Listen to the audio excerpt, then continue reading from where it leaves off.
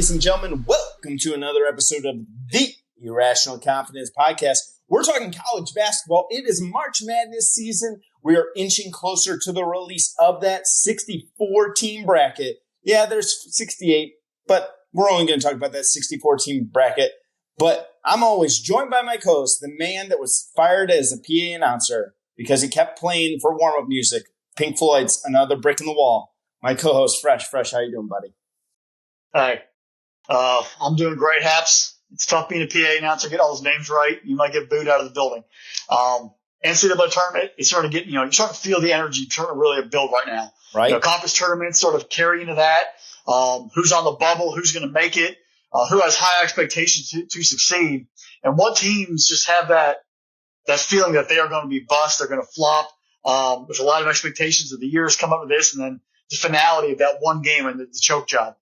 It's all this sort of stuff wrapped up into one. I can't wait to break down today's episode. Yeah, absolutely. Fresh, you a Pink Floyd fan?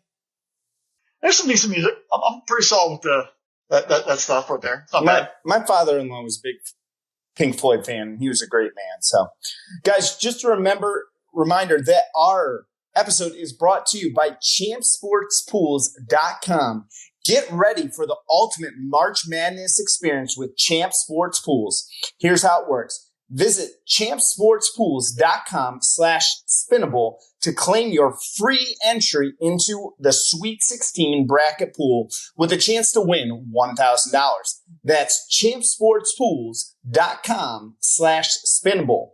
Once you're on that page, look for the giant big orange button that says get your free entry and click to be entered into the contest. Predict the winners of each game starting in the Sweet 16 through the national title game and compete for the $1,000 grand prize. Increase your chances by winning by hosting your own bracket pool with champsportpools.com. You're going to run a bracket pool anyways, so make sure you're using them. If you host your own bracket pool there, you can earn a second entry into the Sweet 16 bracket pool with a chance to win big.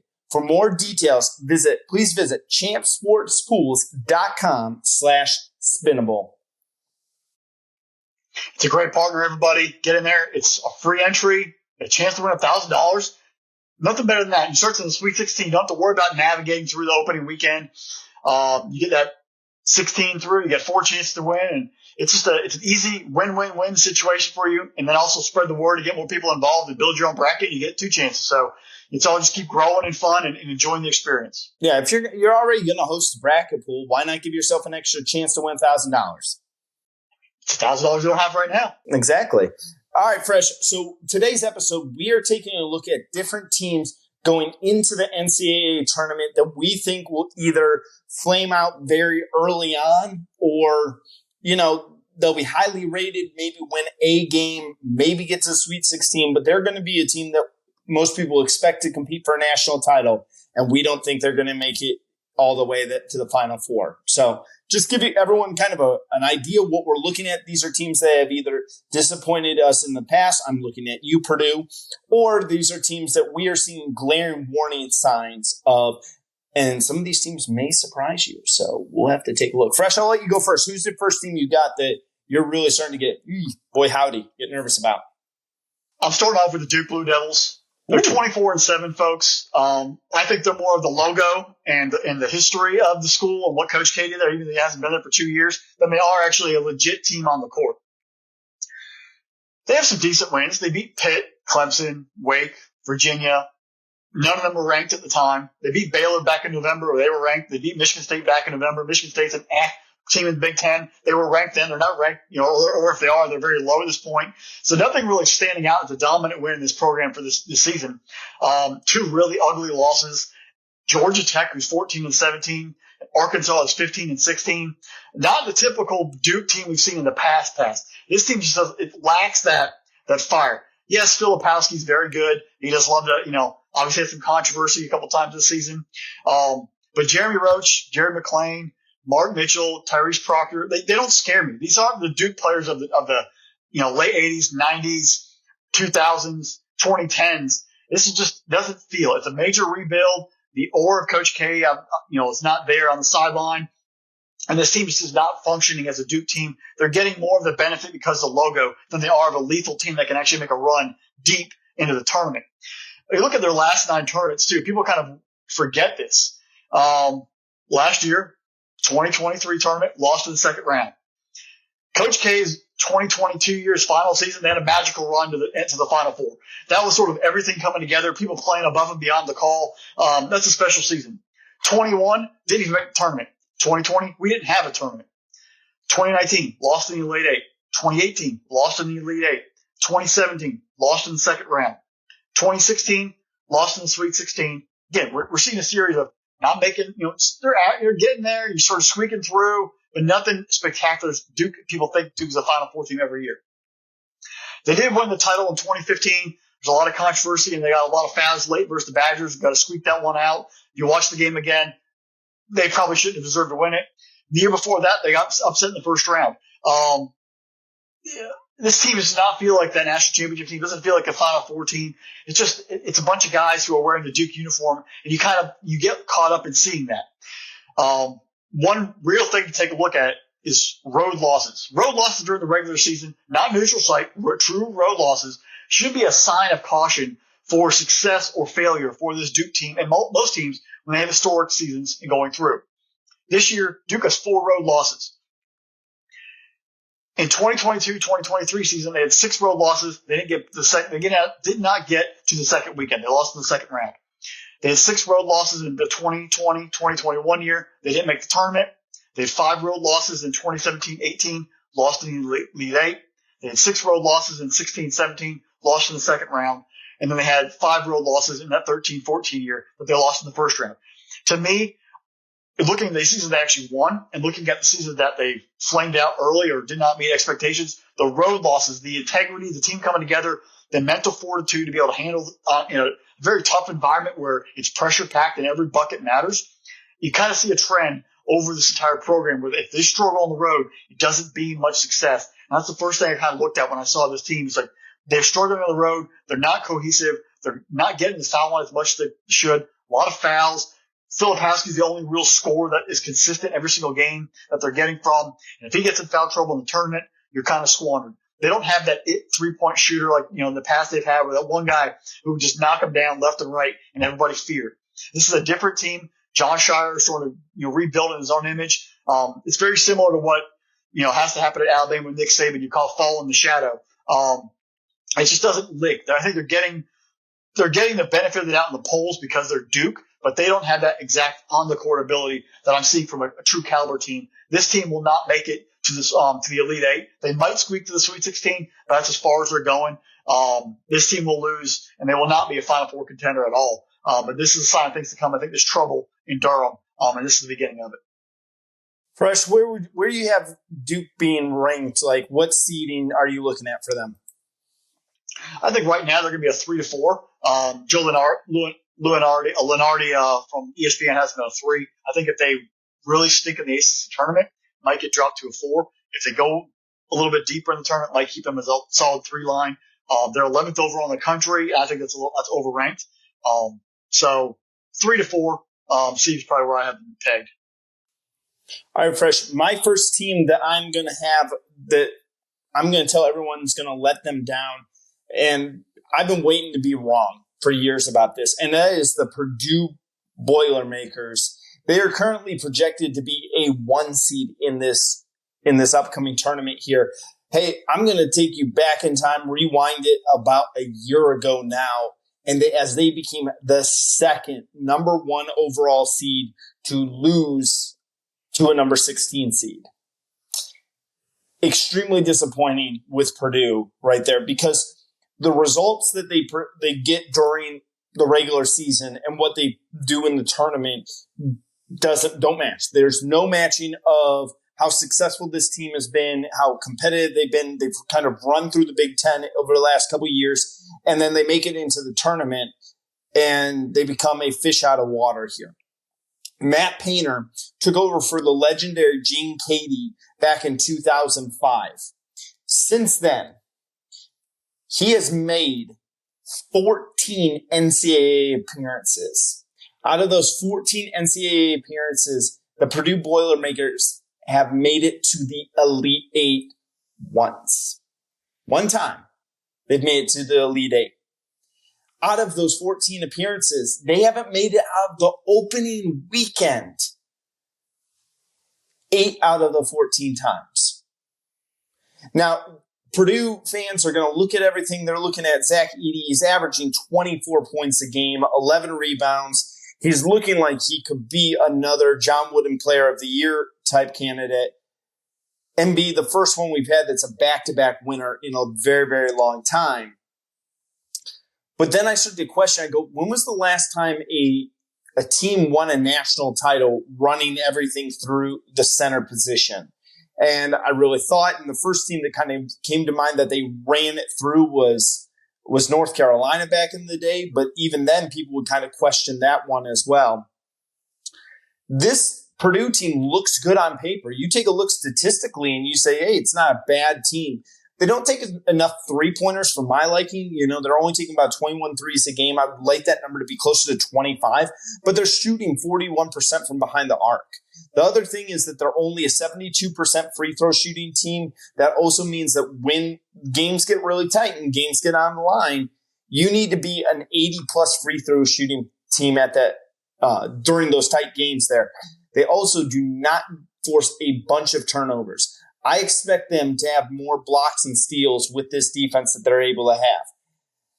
The question is this going to be the year that they pull the UVA type of thing? You know, you go back in time, you take a look. Virginia becomes the first number 1 seed to lose to a 16 seed. The following year, they roll through the NCAA tournament and win a national title there. Can the Boilermakers do that this year? History tells us no. But you know what? Crazier things have happened. But until Purdue proves me wrong, I'm going to say that Purdue's just going to fall flat on their face. There's a reason why they're called Purdue. It's going to be a tough road because that team is just not athletically built to play a fast-paced game. If you get on, if they lose their style and you start playing at your own pace and draw them to a sprinting matchup down the court, you're going to run them out of the gym. Yeah, they can put up quite a few points, though. I've seen them completely erase a 15-point lead in a game this year. So there's some talent there. Don't get me wrong. And I'm not saying that they're going to lose in the first round again. But I don't think that they're going to make it to the Elite Eight this year. Matt Painter's not going to break that streak. I have to agree with you on that one. All right, Fresh, who's your second team? My next team, and this is partially because I'm a dog, but also just because I have a feeling this team is going to find a way to choke. Auburn Tigers. They're 24-7 on the season, the regular season. Joe Lunardi predicted right now to have them as a 4 seed as we enter into the SEC tournament. Bruce Pearl can be a polarizing figure. He has obviously did a lot at UW Milwaukee, did stuff, throughout their time, did stuff at Tennessee. He can get the crowd and sort of maybe takes on the heat of the team and maybe masks some of the flaws that the team might have. But this Auburn team just does not feel like they have the players to get through and win a title, much less make a Final Four. They made a one run a couple of years ago, and that might have been one of the luckiest runs I've ever seen. Based on the team had no real success, it was more of a one and done. But this year, I kind of have I have a vibe that this team is just going to lay another dud somewhere early on in the tournament. You look at what they have. Their losses this year, they've actually lost to some pretty good teams, but they haven't beaten any good teams. That's the problem. Lost to Baylor, Appalachian State, who was the number 1 seed in the conference tournament, and they lost. Alabama, Mississippi State, Florida, Kentucky, and Tennessee. The majority of those teams are probably in the tournament. So they've lost to good teams. Wins versus tournament teams, probably a question mark here. They beat UNC Asheville, who was the number 1 seed in their conference, but they lost the conference title game, so they're not going to the tournament. They're not getting that large bid. So I kind of put them as a half. And they've also beat Alabama, South Carolina, Mississippi State. They beat South Carolina, Mississippi State by double digits. So they have a couple wins, 3. But it's just they don't show up in the big games when it matters versus Tennessee or versus Kentucky. They got run out of the gym. And I just don't trust the team athletically to continue to play at a high level. And speaking of sustained success, you're talking about with Purdue. Last year, lost in the second round. 21-22, lost in the second round. 20-21, didn't qualify for the dance. 18-19, they made that miracle run in the Final Four. And the way the kind of season went, they lost 80-53 at Kentucky on February 23rd of that season. and then won 12 straight to go to the Final Four. They caught fire. They ran to the SEC tournament, and they ran themselves all the way to Minneapolis for the Final Four. They caught fire in a bottle, and they sort of worked it. But when you played a quality team like Kentucky, you got run out of the gym by 27. Something happened there. I don't see that same kind of click happening right now for Auburn, but that happened that year, and that was kind of the outlier of success. Because before that, four of the 6 regular season losses in 2017-2018, lost in the second round, and they didn't qualify for the dance from 2013-14 year through the 16-17 season. So this is not a basketball school. They don't really know how to win. They haven't really got guys. They got a couple one and dones or guys coming in the transfer portal. They don't have that cohesiveness that really gets them to flow. And this season on the court, I haven't seen that really flip my narrative of them being better than what they thought they are. They are quality in a long season, long stretch play where they can make up for it the next game. But in a one and done, I don't think that they are truly a quality team that's going to be able to handle the pressure and bounce from there. Auburn shoots well and crashes the boards per their average. Kind of look at it. They average 47.3% field goal percentage. They're shooting 35.1% from beyond the arc, and they're shooting 75% from the line. Now, in their losses, that's where this team and their offensive ability completely just crashes and bottoms out, and it leads to this team failing. In their loss versus Baylor, they shot 44%, which is under their average. They did shoot 47% from beyond the arc, and they shot 68% from the free throw line. App State, they shot 39% from the field. Alabama, they shot 41%, and they shot 20% from beyond the arc. Mississippi State, they shot 33.9% from the field and 25% from beyond the arc. Florida, who we already talked about in one of our episodes, how they are a fast-paced team. Versus Florida, they shot 42%, and they only shot 17% from beyond the arc and 53% at the line. Kentucky, they shot 30% and 18% from three, and then Tennessee, 45%. If they are not hitting their shots early, this team is in trouble because they have to keep the pace. They have to set the pace with their buckets. If they get in a shootout with a team who's running down the court, they're not going to be successful. This team drives through the lane. They play down. They play possession basketball. And they want high percentage shots near the hoop. They are not a team that's going to play you in a fast-paced ball game that's going to be able to shoot. And a lot of that three-point shooting, they're all in the red, below their average. They're trying to get back in the game quick, and obviously jacking up shots. If you get them on a pace and you play at your pace and do not let them dictate it, you will run them out of the gym. They are really led by forward Johnny Broome. Johnny Broome down low, the big guy in the team. He's averaging 24.7 minutes per game, 16 points, 8 rebounds, 2.3 blocks, shooting 55% from the field and 60% from the line. He's the dude who the offense runs through in the middle. He's the lead scorer on the team. He actually scored the most points of the team, 505, which is basically 20% of their total points. He is the offense. And that, when I go back to my narrative of them, of slowing the game down, playing it through the middle, playing it in high percentage shots. If you get him in foul trouble, which he obviously is terrible at the line, and you run them out of the gym and put them in a fast pace, you're taking his game away. And you're just giving him a couple little layups there for charity, and nothing really is going to dictate. They want to slow the game down. They want to play rugged. If you push them, you're going to beat them. Auburn does not have an offense that can sustain across multiple levels. They have to play at their pace. Kind of reminds me of Wisconsin teams under Dick Bennett or Bo Ryan, where they want to slow the pace down to a slug, have a three-point shooter to hit a couple big buckets, play defense. In this day and age, though, that basketball does not work. The reason why Wisconsin ended up making the Final Four in those years under Bo Ryan, they completely changed and they ran and they put a little more pace in their offense. This Auburn team does not fit that thing. They are a slow-paced team. They want to run it through Broome, and if they don't get that done, it's going to be a long day for the Tigers. I'm not feeling it. They have 49 turnovers from Broome. He's a turnover prone down the middle of the lane. If you give him some contact, he's going to give the ball up. And that's the only guy in the offense that truly has any truly legit threat to any other opposing defense. If he's out of the game, they're in trouble. This Auburn team is not giving me the vibes of beating good teams throughout the season, having a sustained team, or having a deadly three-point game that will keep them in and make them a viable threat for a Final Four. I don't see this team making it out of the first weekend, and that's my statement, and I'm sticking to it. Fresh, I'm going to stay in the state of Alabama, and I'm going to go just right across to Auburn's rivals. And one of the teams that I'm predicting to be a big letdown is the Alabama Crimson Tide.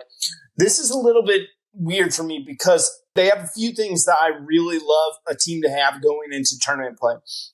And they have 4 seniors that get the majority of the minutes. There are starters right there and one sophomore. And you take a look at teams that are senior laden that have stayed together. This team plays at a great pace. They put up a lot of shots. But there's a few things that really concern me with Alabama this year. And right now they're projected to be a number 4 seed, 4-3 in some mocks, depending on how they're going to wind up doing in the SEC tournament here. But they're 2-7 against teams when they were ranked in the top 25. So when Alabama plays upper level competition, they've struggled this year. The other concerning thing to me is that they're averaging 19.7, almost 20 personal fouls in a game. In the last 3 games that Alabama's played, that number jumps almost up to 25 team fouls in the last 3 games. That means in both halves, teams are easily getting into the double bonus situation there. You're putting a lot of pressure on your starters with that many team fouls. That means usually one guy is fouling out. They're a good defense, and that's probably maybe the reason why they have so many fouls, because they are an aggressive defense. They're going to jump the passing lanes. They're going to try to go get steals. They're going to challenge a guy at the rim if he drives to the basket here. And they get quite a few block shots, and they get a couple of steals here. But this defense isn't elite for them. They have to outscore every other team. And when I say outscore, it means that you're not going to worry about what the other team's doing. You're going to want to make sure that you just put so many points on the board that it's impossible for someone to catch you. Number 1 rated offensive team in the entire country right now for points per game. They're averaging over 90 points a game. If they are not careful, if they can get out and run in transition, Alabama could boat race a bunch of teams real quick and early on. The problem is that scares me is when you play the style of defense that they play, it winds up getting guys into foul trouble. You wind up having to go further down in your bench than you want to. Really, in the tournament, you want to have a 7-man rotation. You may be able to go 8 deep, but at that point, that's going to be the extent of your bench. They're looking at right now, I would say they have 8 guys that get reasonable minutes on this team. Again, I'm a little bit okay. Like, that's all right. But again, I wish it was a little bit less than that. I wish that it was down at that 7 mark right there. But we'll be intrigued to see. They got 4 good scorers. And again, Mark Sears has been absolutely phenomenal for them. I'll be intrigued to see what he does in the tournament. Shooting 44% from behind the arc. Alabama can fill it up now. I just have a feeling when these games get tight and when playoff basketball, they say about this in the NBA, and the same thing is true in the tournament. When the referees find their officials, Alabama could be playing some 5-on-7 basketball in a lot of instances here. Alabama's going to really need to pay attention to their foul situation. I think that they may, try maybe a few different defensive looks to kind of throw people off and see what they can do in that regard. Alabama, to me, is a boom or bust team. I think they're going to bust. I think this is a second-round exit. They may get to the Sweet 16, but this also could be a boom team. If they get red hot, and I mean red hot, they could easily just outscore the entire field and roll themselves right into the national title game. I'm going to go with the latter as probably being true because I don't think that they're going to be able to avoid the foul problems in 6 games consecutively. But again, I've been wrong before, and we're picking 8 teams. One of us is bound to be wrong on one of these teams, and they're going to wind up making it to the Elite 8 at least. With our luck, these 8 teams, 4 of them are playing for the Final Four. Right, absolutely. All right, folks. Embrace the madness with Champ Sports Pool's Sweet 16 contest. It's free to enter, and you can compete to win $1,000. That's right, absolutely free to enter, and if you win, you'll take home $1,000. Visit champsportspools.com/spittable to claim your free entry into the Sweet 16 bracket pool with a chance to win $1,000. That's champsportspools.com/spinnable.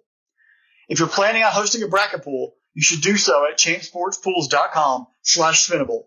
By doing so, you will earn a second free entry into the Sweet 16 contest with a chance to win the $1,000 prize. For more details, please visit champsportspools.com/spinnable.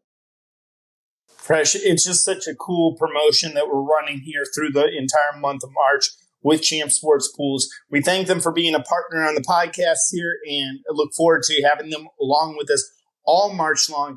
Folks, if you're listening to us right now and you haven't checked out champsportspools.com/spinnable, do so right now. It's free, $1,000. Come on, guys. What's not to like? All right, Fresh. Third team. Who you got? I'm going with the Clemson Tigers. I don't know. I'm feeling the Tigers in both these. So Clemson Tigers here. Right now, per Joel Lenardi, projected to be a 6 seed, but they're kind of falling. They could be a 7 seed, especially if they go one and done in the ACC tournament. They got up to a great start. I think it's where all the hype and all the momentum started for Clemson this season. In November and December of 2023, so the very, very beginning of the year, they were 11-1, rolling. Beat Boise State, Alabama, Pitt, South Carolina, and TCU. That's not a bad group of teams right there. Once the calendar turned to 2024, they are 10-9. The only highlight of that 10-9 record is them beating North Carolina and Chapel Hill. 6 of those 10 losses did come on the road. Last year, they were 22-9 in the regular season. Again, hyped up. They kind of laid a dud, 1-1 in the ACC tournament, and then they went to the NIT and didn't make the dance. They didn't have enough big-time wins that pushed them over the edge. The last trip that they made the dance was 2021. They were a 7 seed and they lost to Rutgers in the first round. And the last Sweet 16 for the Tigers was in 2018. So this team, again, like Auburn, they don't have a history of being an NCAA tournament team, and they haven't really had much success once they got there. In 9 of those 10 losses, they've shot below their average. 47.1% is their field goal percentage average, and they shoot in those 9 of 10 losses, they shot below that, and 4 times they shot under 40%. This team has to play perfect. They have to play perfect. In those 9 of 10 losses, their average right now is 35.8% from beyond the arc. And in 3 of those games, they shot under 20%. And in the 4 of the 9 losses, they shot less than 70% of the line. When they are losing, they are not hitting their shots. They have to play very, very, very efficient basketball to win. Defensively, forcing turnovers and dominate the boards. Their shooting percentage is solid, but a lot of those games they shot really well was in the early part of the year. Their shooting percentage since the turn of the year has kind of trickled down and really pulled this thing a little bit lower. They've kind of lost their touch. I think they didn't have anyone's attention at the beginning of the year. They jumped them all. People started getting film, started seeing the rotation, getting practice against them, and it's kind of worn on them early. It does flow through for Clemson through their center, P.J. Hall. Again, we've talked about how centers, are they going to be very sustainable to come the tournament? Is that the real way you should flow your offense through and try to win a title or move and get deep in a run? Who knows? He's averaging 29.5 minutes per game, 18.8 points per game, 1.6 blocks, and for center, only 6.8 rebounds is average. That right there tells me that he's getting beat on the boards. That's kind of worrisome. Shooting 49% from the field and 78% from the line. So he is getting some chance to get high percentage buckets. But if you take him out of the rotation, take him out of being a threat, get him in foul trouble, this Clemson team has no one else really to turn to and get an answer. They don't have that number 2, number 3 who really can start taking over the ball game, start jacking up shots, and be consistent with that offense. Like I mentioned earlier, the defense is their rock. Opponents are shooting 41.7% from the field, so I'll give them an okay range on that. But they are allowing their opponents to shoot 34% from beyond the arc. They're very susceptible for giving up the 3. And if you start getting pounded from downtown, from beyond the arc in a 3-point game, it can change momentum in a heartbeat, especially in a tournament game where it's a one-and-done situation. They have to play much better perimeter defense, force the opponents to take the ball down low if they're going to be able to keep their pace and maintain. They average 36.7 rebounds a game and only average 10 turnovers. Again, very efficient ball game, have to be perfect almost. Shoot really well. If they're not shooting well, the turnovers start falling from there, and that's where they start, fast break points going the opposite direction, and they lose their momentum. They have to dictate the entire pace from start to finish. Now, a lot of that efficient basketball occurred early in the year, and as they've gotten to 2024, got through ACC play, they've lost that touch, and they've been trying to find themselves. They are losing momentum as they're coming in, and I don't see them picking it up very, very quickly here when they get in the tournament, especially if you are a 6, 7, or 8 seed. You're going to be playing a very, very, very efficient opponent who's going to be pretty hot and ready to take you down. There's not many other answers for Clemson right now. They're going to play a one and done. I don't see them making it out of the first round. This is just a team that's sort of living off what they did at the very beginning of the year in their first 12 games. They're just sort of treading water to make it through here in March. No, Fresh. It's going to be interesting to see because Clemson's not a traditional basketball powerhouse school. So Dabo's not safe with this team. Yeah. Trevor Lawrence is not saving this team. Trevor Etienne is not saving this team. Deshaun Watson, maybe. Right. So, well, I'm going to call a quick audible here as I'm going to flip-flop one of my teams here. Since I'm going to stay in the state of South Carolina, and I'm going to actually say the South Carolina Gamecocks right now. I'm not sold on this team, man. I'm not sold. And they're looking at like they're 25-6, and they're a 5 seed in most projections right now in bracketology. This team is not a great offensive team, and that's, again, what scares me. You take a look at them, they are only shooting 44% from the field. They're shooting 34% from behind the arc. This is not a great shooting team. The other thing that really scares a lot to me is that they don't get to the free throw line. They've only attempted just over 559 free throws on the season. We'd want to see that number to be a little bit higher, and they're only shooting 71% from the charity stripe as well. They got 7-man rotation, but again, offense is the name of the game for them. They don't have like a great offensive scorers, because you take a look at both of, you take a look at Johnson and Mack. Both of those two guys, they're 2 top offensive scorers, and both are shooting under 32% from behind the arc right now. This team turns the ball over a lot. They wind up giving away possessions quite a bit, and they really have to be a really strong defensive team. Now, they do a good job on the defensive glass. They wind up boxing out. They limit possessions here, and they do force some turnovers by their opponents and wind up getting the ball going the other way. I'm worried that South Carolina is going to wind up into some very sloppy games. They may mess around and win one, but if they're sitting at that 5 seed, and we talked earlier this week about teams that could run for an upset, and I think that if they were facing like an Ivy League team or a team that has had some seniors, been together for quite a bit, that's a very disciplined team that runs a zone defense that slows the game way down, South Carolina could be in a whole heap a lot of trouble real quick in this tournament, and they could easily be the annual 5-12 upset here. So which state is out quicker? State of Alabama or state of South Carolina? South Carolina. Not even a doubt. Neither of them make it out of the first weekend? Well, I think the state of Alabama has a better shot to make it out of the first weekend than the state of South Carolina. All right, Fresh. Give me your last team that you're watching. That you think is going to just be awful. Kansas Jayhawks. They are ripe for a major fumble here in this tournament. On the season, they're 22-9 heading into the Big 12 tournament. Joe Lunardi has them projected to be a 4 seed right now as of March 12th, I believe today's date. Very similar to Clemson. They were 12-1 in November and December at the beginning of the year. They had wins over Kentucky, Tennessee, and UConn. Now, right there, you probably thought this Kansas team's going to go to the Final Four, lock it in, done. Since we've turned the calendar to 2024, they're 10-8 in the year, with losses to UCF, West Virginia, Iowa State, K-State, and Texas Tech.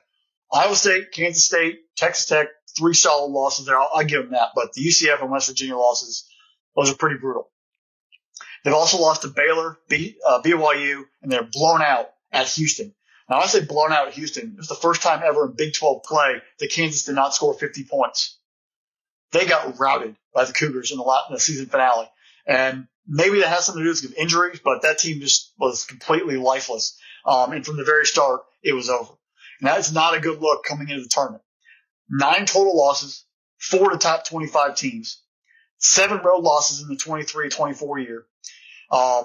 And looking back at the history, kind of looked at it earlier, losing at least 6 road games in a year does not bode well for the Jayhawks. In 2021, they had 6 road losses. They didn't make it out of the opening weekend. In 2019, 8 road losses in the regular season, didn't make it out of the opening weekend. 2015, 6 road losses in the regular season, did not make it out of the opening weekend. And in 2014, 7 road losses in the regular season, didn't make it out of the opening weekend. There's a trend right there, folks, that this is just the success or failure on the road, it builds camaraderie. It should test your mettle. How are you able to handle a hostile environment? These tournament games, they are hostile, especially if you're the higher seed. And if you've never been to a tournament game, everybody else in the arena cheers for the underdog. And it becomes basically a road environment if you're the top seed, and everyone feeds off it and they keep it close. You then have everyone against you, and every single thing is being challenged. Every possession's a point for point. It is a hostile environment. And if you can't handle it in a regular season game, it's going to be a lot tougher when it's a one-and-done situation. You don't have a Saturday night game to make up for a Tuesday night loss coming up. You've got to hit every single thing right on every single game. And this trend right here, there's a history to it, folks. It's probably not going to bode well for the Jayhawks. Looking back at their history, 23, lost in second round. 2022, they had an amazing year. That team was loaded. That team was dominant. They won the national championship. Tip our caps to them. They were good. In 21, lost in the second round. 2018, lost in the second round. 18, they were a Final Four team. Couple of Elite Eights in there. And then in 15 and 14, lost in the second round. For the most part, this team, if they're not making it out of the first weekend, or they're basically going to the Final Four. There's one or the other. I don't think this team's going very far. I don't think they're making it past Saturday or Sunday. Another reason why this team is just overall struggling, Hunter Dickinson and Kevin McCullough Jr. Hunter Dickinson dislocated his shoulder versus Houston early in the ballgame, left very, very early, unknown status from the Big 12 tournament, much less the NCAA tournament. He's a dominant force, and if he's not on the court, that's a major, major player that's not going to be there to impact the Jayhawks' success or game plan. Again, Kevin McCullough Jr., injured versus Houston, been dealing with injuries the past couple of weeks, finally knocked himself out. His status unknown for the Big 12 tournament, unknown going forward in the NCAA tournament, wherever they get seeded. You lose those two major cogs in your wheel, you are desperately looking at a weak bench that hasn't been challenged. Now, obviously, right now they're probably going through practice. They're getting tons of reps, but reps are not game time. And you have two guys you've been relying on and were expected to come in here and be major forces and lead you to the Big 12 title and bigger things beyond in March. If they aren't there for you, you're losing production, you're losing leadership, and amidst all the other stuff, this team right there is just losing steam. They weren't playing well down the stretch. You lose two of your better players. It's just it all is a recipe for losing in the first round, losing on Saturday or Sunday, but not a Sweet 16 appearance. I believe. And I think this team will be done before the weekend's over. All right, Fresh.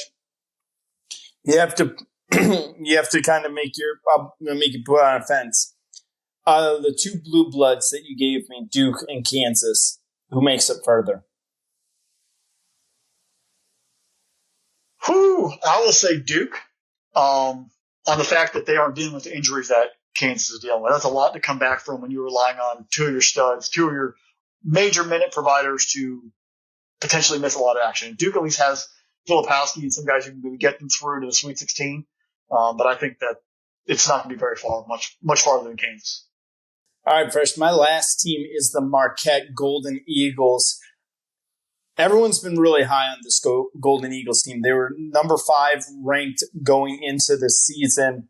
And at times they've looked like world beaters. All the way up through the month of December, they were rolling. Since a December 30th win over the Creighton Blue Jays, that was their last big-time win versus the top 25 team. They're 0-3 versus the top 25 team after that December 30th win. And they have losses of 28 points, 14 points, and 7 points in those games. They are -3 on the season in rebounding. That's what scares me. When you have a minus rebounding differential, that can really scare me. Now, do I think that Marquette, unless they go against a really strong rebounding team, a really strong defensive team, do I think that they're an opening night loss, like a Thursday, Friday loss? No, I don't. Do I really think that this team has a lot of talent that could get to the Sweet 16? Absolutely. I honestly think that this is a Sweet 16 exit team, and people will be seeing the 2 seed scratching their head why they can't get past the Elite Eight. Team shoots the 3 okay, but they're not great foul shooters. They're only about a 71% foul shooting team. They distribute the basketball real well. They played really good, strong defense there, and because they get 18 points a game off of turnovers.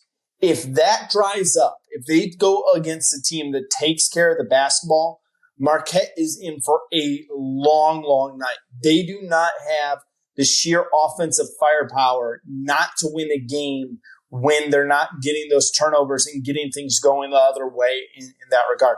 Cameron Jones, great player, shooting over 50% from the field. You take a look at him, he's shooting 40% from behind the arc. The dude is shooting over 60% from two. He may be one of the best players not on a blue blood team this year.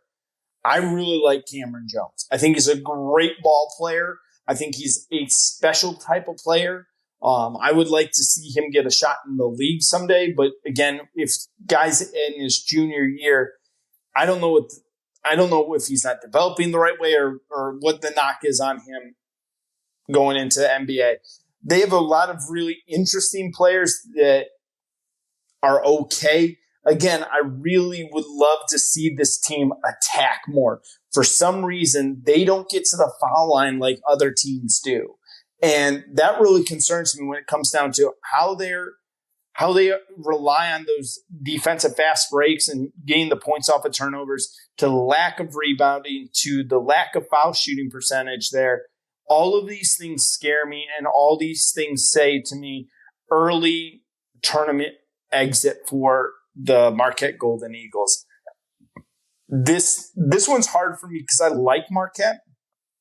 I like Dwayne Wade when he was there. I've loved everything about Marquette. It's a fun word to say. They're in the Big East, but they're in Wisconsin, which I always think is hilarious as well. But hey, it is what it is. But man, I'm just nervous about the Marquette team. I mean, one thing that's really hurt this team recently is Tyler Kolek being injured. Right. Who knows? I mean, he's missed the last couple of games. Unknown status for the Big East tournament. Does he come back? It's very similar to what Kansas has, where Kolek averaging 15 points a game, we'll say round up and say 5 rebounds and 7.6 assists, which led the Big East.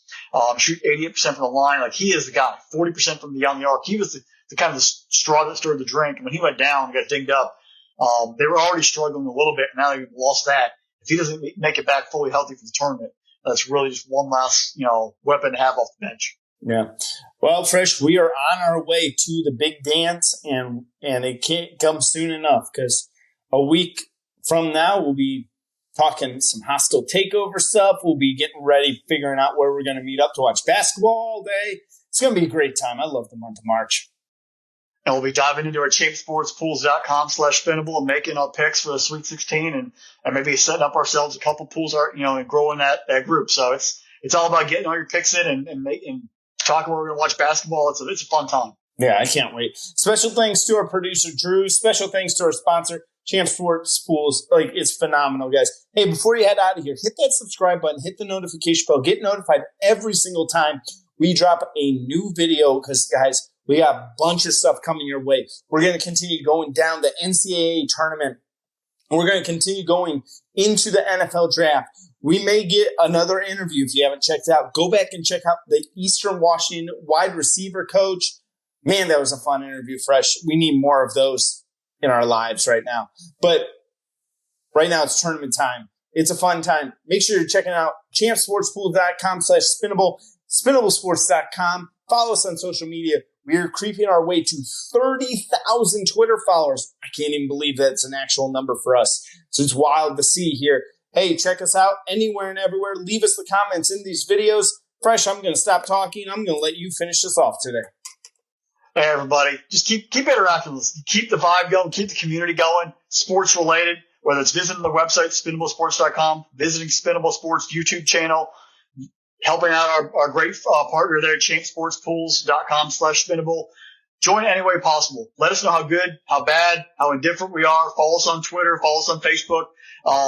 Just have a blessing. We want to talk sports to you. We want your topics. We want to hear from you. We want to keep bringing you all this content coming forward. Like you said, check out Coach McDaniel's interview. It's on the YouTube channel. It's an amazing interview about the life of a college football coach through recruiting, current NIL stuff, how to develop players, his experience with Bo Nix, especially with the draft coming up. You get some insight onto that, and him working at Auburn all together and how big SEC programs, FCS programs, and Division I programs that are non-scholarship, how they have similar traits and how they're a little off. And then obviously we're bringing you college basketball through the entire month of March. All sports, all the time, our spin, whatever we want to do it. And with that, everybody, keep interacting. Can't wait to hear from you. Can't wait to talk to you next time. With that, bye, y'all.